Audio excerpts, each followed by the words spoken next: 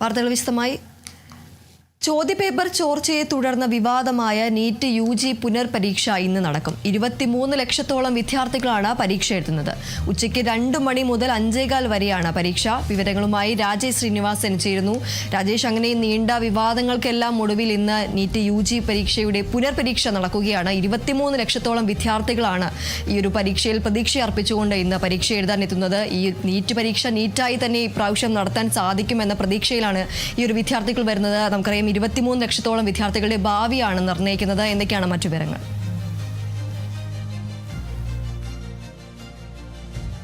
ദീപ്തി, ഈ പരീക്ഷയുടെ ചോദ്യപേപ്പറെങ്കിലും ചോരില്ല എന്ന പ്രതീക്ഷയോടെ അല്ലെങ്കിൽ എന്ന വിശ്വാസത്തോടു കൂടിയാണ് 23 ലക്ഷം രാജ്യത്താകെയുള്ള 23 ലക്ഷത്തിലധികം വരുന്ന വിദ്യാർത്ഥികൾ ഇന്ന് പരീക്ഷ എഴുതാനെത്തുന്നത്. കനത്ത സുരക്ഷയിലാണ് നീറ്റ് പുനഃപരീക്ഷ എന്നതാണ്. അത് ചോദ്യപേപ്പർ ചോർച്ച വിവാദവും മറ്റ് CBI അന്വേഷണം അടക്കമുള്ള കാര്യങ്ങൾ മുൻനിർത്തിയാണ് കനത്ത സുരക്ഷയിൽ നീറ്റ് പുനഃപരീക്ഷ ഇന്ന് നടക്കുക. 23 ലക്ഷം രാജ്യത്താകമുള്ള 23 ലക്ഷത്തിലധികം വിദ്യാർത്ഥികളാണ് ഈ നീറ്റ് പുനഃപരീക്ഷ എഴുതാൻ പോകുന്നത്. ഉച്ചയ്ക്ക് 2 മണി മുതൽ 5:15 വരെയാണ് പരീക്ഷ. പരീക്ഷ നടത്തിപ്പിനായുള്ള എല്ലാ ക്രമീകരണങ്ങളും പൂർത്തിയായിട്ടുണ്ട് എന്നതാണ് NTA അറിയിച്ചിട്ടുള്ളത്. രാജ്യത്തെ 551 വിദേശത്തെ 14 നഗരങ്ങളിലായി 5440 നീറ്റ് പരീക്ഷാ കേന്ദ്രങ്ങളാണ് ഇന്ന് നടക്കുന്ന പരീക്ഷയ്ക്ക് സജ്ജമായിരിക്കുന്നത്. സുരക്ഷയ്ക്കായി 2 ലക്ഷം പോലീസ് ഉദ്യോഗസ്ഥരെയും 15,000 അർദ്ധ സൈനികരെയും വിന്യസിച്ചിട്ടുണ്ട്. ചോദ്യപേപ്പറുകളുടെയും ഉത്തര കടലാസുകളുടെയും സുരക്ഷയ്ക്ക് അർദ്ധ സൈനിക വിഭാഗങ്ങൾക്കാണ് സുരക്ഷയ്ക്കായി ഏർപ്പെടുത്തിയിട്ടുള്ളത്. പരീക്ഷാ കേന്ദ്രങ്ങൾക്ക് ചുറ്റും 1.5 ലക്ഷം CCTV ക്യാമറകളും 51,000 സിഗ്നൽ ജാമുകളും സജ്ജമാക്കിയിട്ടുണ്ട് എന്നുകൂടി ഇപ്പോൾ NTA അറിയിച്ചിട്ടുണ്ട്. ഈ ക്യാമറ ദൃശ്യങ്ങളടക്കം തത്സമയം നിരീക്ഷിക്കാൻ NTAയുടെ പ്രത്യേക സംഘവും സമൂഹ മാധ്യമങ്ങൾ നിരീക്ഷണത്തിന് ഹൈ ലെവൽ മോണിറ്ററിംഗ് സെന്ററും ഉണ്ടാകും. 674 സിറ്റി കോർഡിനേറ്റർമാരും പരീക്ഷാ കേന്ദ്രങ്ങളുടെ മേൽനോട്ടത്തിനായി 6,669 നിരീക്ഷകരും ഉൾപ്പെടുന്നു. അങ്ങനെ പഴുത അടച്ചിട്ടുള്ള ക്രമീകരണങ്ങളാണ് നീറ്റ് പുനഃപരീക്ഷയ്ക്കായി സജ്ജമാക്കിയിട്ടുള്ളത് എന്നാണ് NTA അറിയിച്ചിട്ടുള്ളത്. പരീക്ഷയ്ക്കായി യുദ്ധകാലാടിസ്ഥാനത്തിൽ ക്രമീകരണങ്ങളാണ് നടന്നത് എന്ന് നമുക്കറിയാവുന്നതാണ്. വ്യോമ മാർഗങ്ങളായി ചോദ്യപേപ്പറുകൾ എത്തിക്കുകയും ഈ ചോദ്യപേപ്പർ തയ്യാറാക്കുന്നവരെ ക്വാറന്റൈനിൽ ആക്കുന്ന സാഹചര്യം വരെ ഈ പരീക്ഷയോടനുബന്ധിച്ച് നടന്നിരുന്നു. എന്തായാലും ഈ വിദ്യാർത്ഥികളെ പരീക്ഷയ്ക്ക് മുന്നോടിയായിട്ട് വിദ്യാർത്ഥികൾക്കായി നൽകിയിട്ടുള്ള മാർഗനിർദ്ദേശങ്ങളും ദേശീയ പരീക്ഷാ ഏജൻസി NTA പുറത്തിറക്കിയിട്ടുണ്ട്. ഹാൾ ടിക്കറ്റിനോടൊപ്പം തിരിച്ചറിയൽ രേഖയും 2 പാസ്പോർട്ട് സൈസ് ഫോട്ടോയും കരുതണം എന്നതാണ് ഈ പുറത്തിറക്കിയിട്ടുള്ള മാർഗനിർദ്ദേശങ്ങളിൽ പറയുന്നത്. രാവിലെ 11 മണി മുതൽ 1:30 വരെയാണ് പരീക്ഷാ ഹാളിലേക്കുള്ള പ്രവേശനം. അതിനുള്ളിൽ പ്രവേശനം ഉറപ്പാക്കണമെന്നും പരീക്ഷാ ഹാളിൽ എന്തെങ്കിലും നിയമവിരുദ്ധ നടപടികൾ ശ്രമിച്ചാൽ കർശന നടപടി എടുക്കുമെന്നും ഇപ്പോൾ NTA മുന്നറിയിപ്പ് നൽകിയിട്ടുണ്ട്. പുനഃപരീക്ഷ കുറ്റമറ്റ രീതിയിൽ നടത്തേണ്ടത് അത് മറ്റൊരു വലിയുള്ള രാഷ്ട്രീയ അല്ലെങ്കിൽ അഭിമാന പ്രശ്നം തന്നെയാണ് NTAയുടെ ഭാഗത്തുനിന്ന് അല്ലെങ്കിൽ കേന്ദ്രത്തിനും ഉള്ളത്. ഈ സാഹചര്യത്തിലാണ് കനത്ത സുരക്ഷയിൽ ആദ്യ നീറ്റ് ചോദ്യപേപ്പർ ചോർച്ച വിവാദമായതിന് പിന്നാലെയുള്ള നീറ്റ് UG പുനഃപരീക്ഷ നടക്കുമ്പോൾ അത് കനത്ത സുരക്ഷയിൽ നടത്താൻ തന്നെ NTA തീരുമാനിച്ചിരിക്കുന്നത്. എന്നാലും രാജ്യത്തുള്ള 23 ലക്ഷത്തിലധികം പേരായിരിക്കും ഇന്നത്തെ ഈ നീറ്റ് UG പുനഃപരീക്ഷ എഴുതുന്നത് എന്നാണ്. അതിനാൽ തന്നെ കനത്ത സുരക്ഷയോടൊപ്പം തന്നെ CCTV ക്യാമറകളും മറ്റ് സിഗ്നൽ ജാമുകളും എല്ലാം സജ്ജമാക്കിയിട്ടുണ്ട് എന്നാണ് NTA അറിയിക്കുന്നത്. ദീപ്തി, ശരി. ഏതായാലും വിവാദമായ നീറ്റ് UG പുനർപരീക്ഷയാണ് ഇന്ന് നടക്കുന്നത്. 23 ലക്ഷത്തോളം വിദ്യാർത്ഥികളാണ് ഇന്ന് പരീക്ഷ എഴുതുന്നത്. അതുകൊണ്ട് തന്നെ ഈ ഒരു പരീക്ഷ നല്ല രീതിയിൽ തന്നെ മുന്നോട്ട് നടത്താൻ സാധിക്കട്ടെ എന്ന പ്രതീക്ഷയാണ് ഉള്ളത്. ഏതായാലും 23 ലക്ഷത്തോളം വിദ്യാർത്ഥികളുടെ ഭാവി നിർണ്ണയിക്കുന്ന പരീക്ഷയാണ്, പുനർപരീക്ഷയാണ് ഇന്ന് നടക്കുന്നത്. കനത്ത സുരക്ഷയിൽ തന്നെയാണ് ഇത്തരത്തിൽ ചോദ്യപേപ്പർ അടക്കം എത്തിച്ചത്. ഏതായാലും ഇന്ന് ഉച്ചയ്ക്ക് 2 മണി മുതലാണ് പരീക്ഷ ആരംഭിക്കുന്നത്. രാജേഷ് ശ്രീനിവാസനാണ് വിവരങ്ങൾ നൽകിയത്.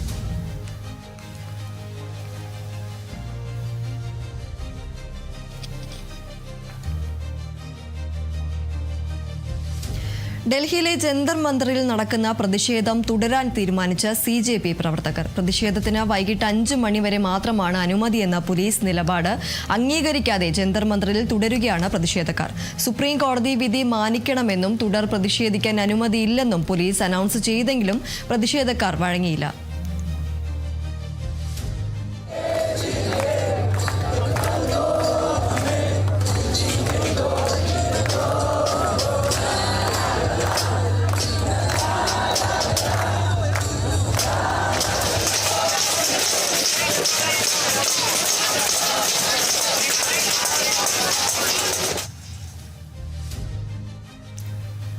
വിവരങ്ങളുമായി അനുരഞ്ജന കൃഷ്ണ ചേരുന്നു. അനുരഞ്ജന, ഏതായാലും ഈ ഒരു വിദ്യാഭ്യാസ മന്ത്രി, കേന്ദ്ര വിദ്യാഭ്യാസ മന്ത്രി രാജിവെക്കണം എന്ന ആവശ്യത്തിൽ നിന്നും പിന്നോട്ട് പോകാതെ തന്നെ ശക്തമായ പ്രതിഷേധം തന്നെ തുടരാൻ തന്നെയാണ് CJPയുടെ തീരുമാനം. എന്തൊക്കെയാണ് മറ്റു വിവരങ്ങൾ?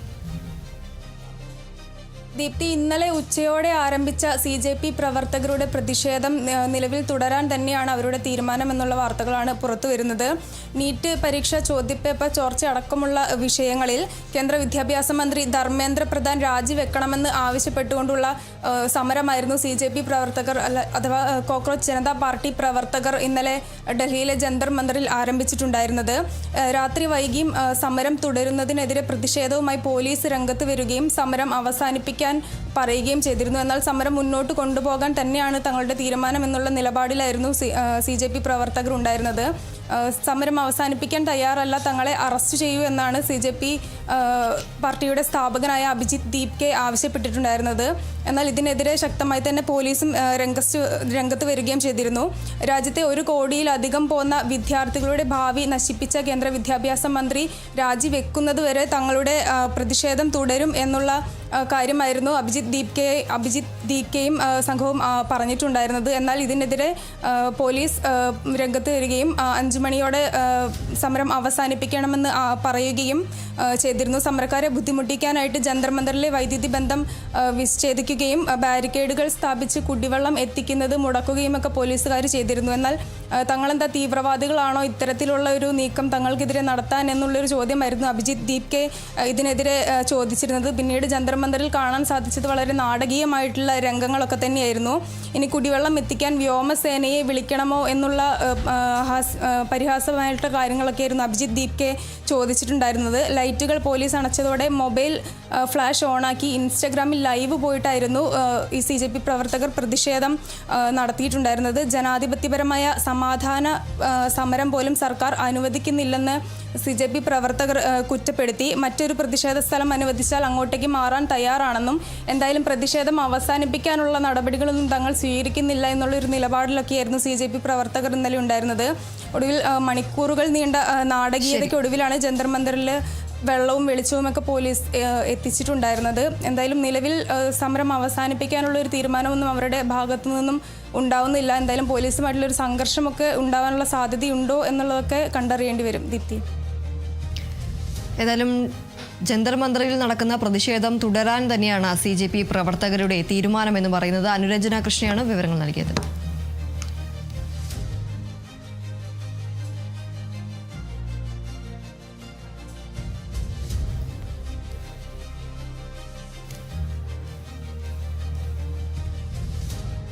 അന്താരാഷ്ട്ര യോഗാ ദിനത്തോടനുബന്ധിച്ച് കൊൽക്കത്തയിൽ നടക്കുന്ന പരിപാടിയിൽ പ്രധാനമന്ത്രി നരേന്ദ്രമോദി സംസാരിക്കുന്നു. ദൃശ്യങ്ങളിലേക്ക്.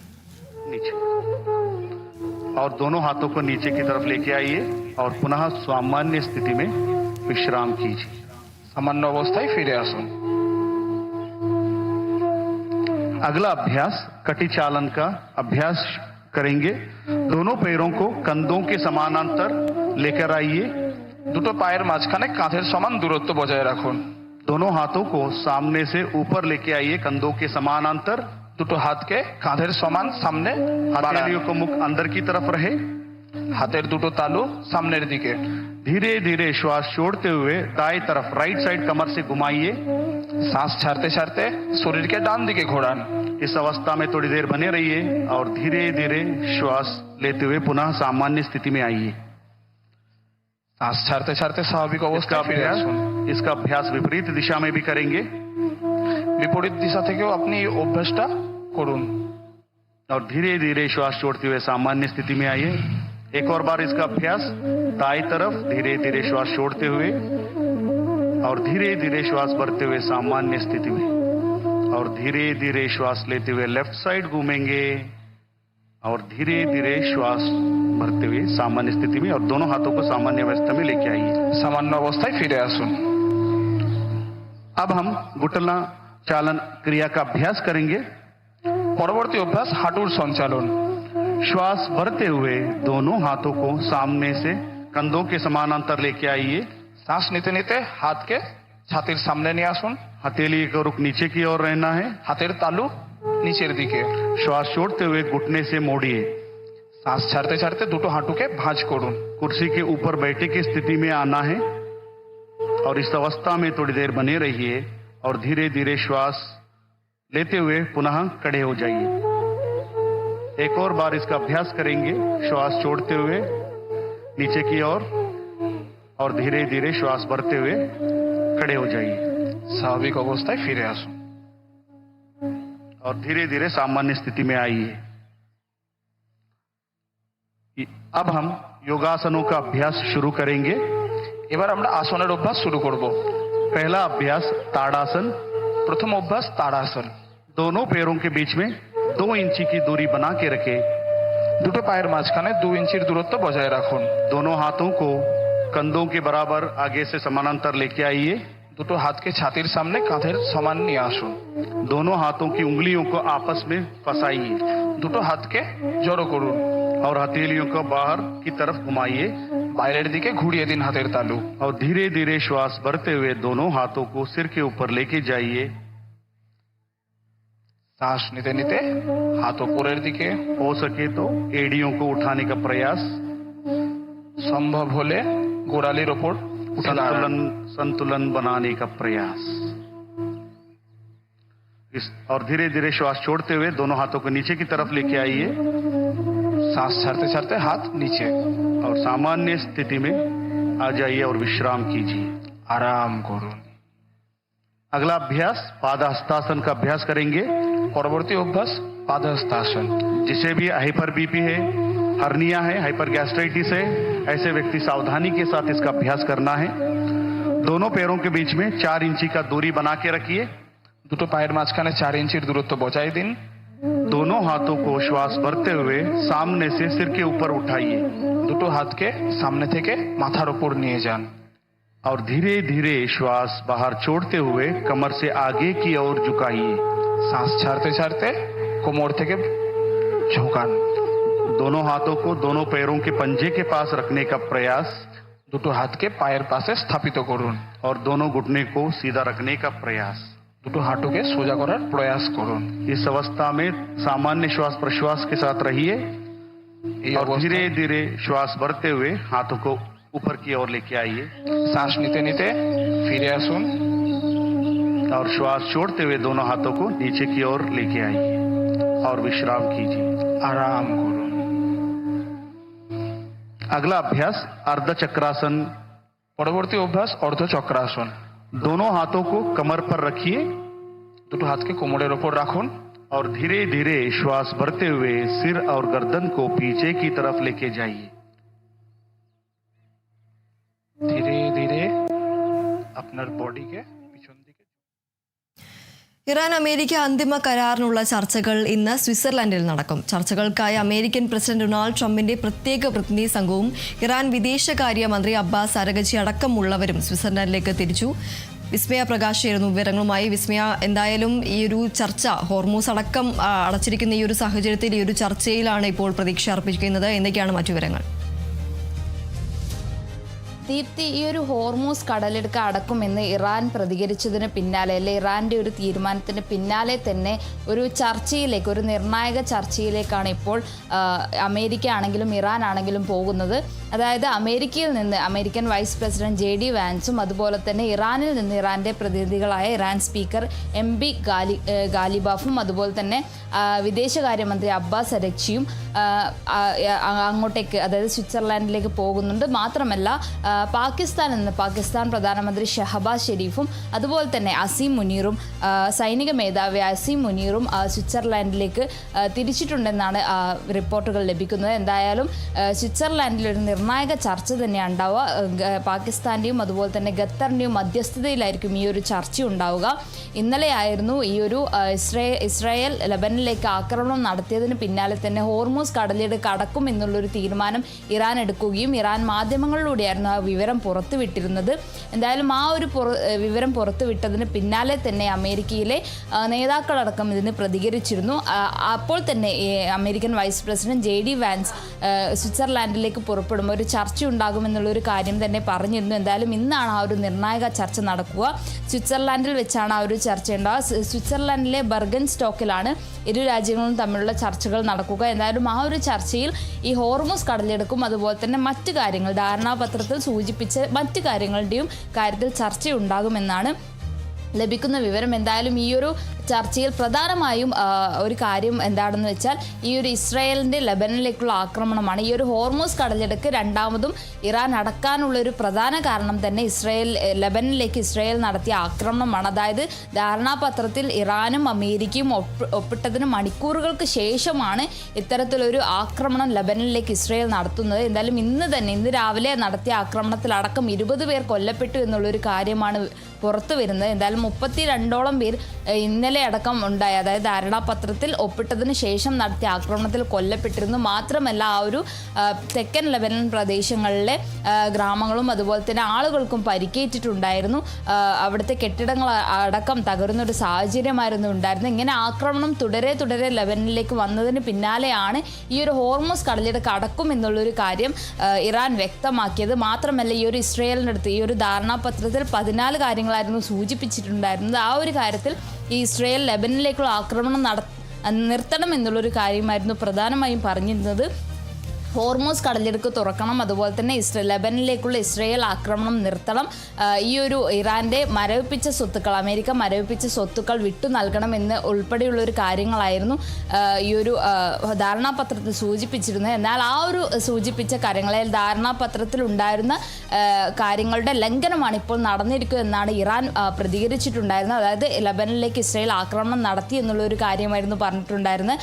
അതിന് പിന്നാലെയാണ് ഇത്തരത്തിൽ ഹോർമൂസ് കടലിടുക്ക് അടക്കും എന്നുള്ളൊരു കാര്യം പറഞ്ഞിട്ടുണ്ടായിരുന്നു. എന്തായാലും ഈ ഒരു കാര്യത്തിൽ JD വാൻസ് ഉൾപ്പെടെ പ്രതികരിച്ചത് എന്താണെന്ന് വെച്ചാൽ ഗതാഗതം തുടരുന്നു, അതായത് ഹോർമൂസിൽ ഗതാഗതം തുടരുന്നുണ്ട്, അത് നിലനിൽക്കുന്നു. അതായത് ഈ സ്ഥിതിഗതികൾ നിരീക്ഷിക്കുകയാണ്.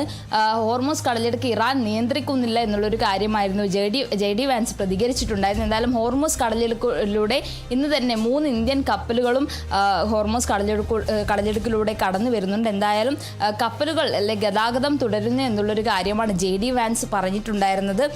മാത്രമല്ല ഇസ്രായേലിൻ്റെ ഭാഗത്തു നിന്നും ഒരു പ്രതികരണം ഉണ്ടായിരുന്നു. ഇസ്രായേൽ വിദേശകാര്യ മന്ത്രാലയ വക്താവ് ഇസ്മയിൽ ബഗായി പറഞ്ഞിരുന്നത് മറുപക്ഷം തങ്ങളുടെ വാഗ്ദാനം പാലിക്കണം എന്നുള്ളൊരു കാര്യമാണ്. അതായത് ഇറാന്റെ ഭാഗത്തു നിന്നാണെങ്കിലും അമേരിക്കയുടെ ഭാഗത്തു നിന്നാണെങ്കിലും ഇരു രാജ്യങ്ങൾക്കും ഈ ഒരു യുദ്ധം അവസാനിപ്പിക്കണമെന്നും അതുപോലെ തന്നെ സമാധാനം കൊണ്ടുവരണം എന്നുള്ളൊരു കാര്യമാണ് രണ്ട് രാജ്യങ്ങളുടെ നിലപാടെന്ന് പറയുന്നത്. എന്നാൽ ഇസ്രായേലിന്റെ ഭാഗത്തു നിന്ന് ആക്രമണം തുടരെ ഉണ്ടാകുന്നതാണ് ഇറാനെ പ്രകോപിപ്പിക്കുന്നതെന്നാണ് ഇറാൻ പറയുന്നത്. എന്തായാലും ആ ഒരു പ്രകോപനത്തെ തുടർന്നാണ് ഹോർമൂസ് കടലിടുക്ക് അടക്കുന്നത്. എന്തായാലും ഇന്നൊരു നിർണായക ചർച്ചയായിരിക്കും സ്വിറ്റ്സർലാൻഡിൽ നടക്കുക. ആ ഒരു ചർച്ചയിൽ ഈ ഒരു ധാരണാപത്രത്തിൽ സൂചിപ്പിച്ച 14 കാര്യങ്ങളടക്കം മറ്റു കാര്യങ്ങളും, അതായത് ഹോർമൂസ് കടലിടുക്കിനെ ചുറ്റിപ്പറ്റിയുള്ള മറ്റു കാര്യങ്ങളും എന്തായാലും ആ ഒരു കാര്യങ്ങളെ പറ്റിയും എന്തായാലും ചർച്ചയുണ്ടാകും.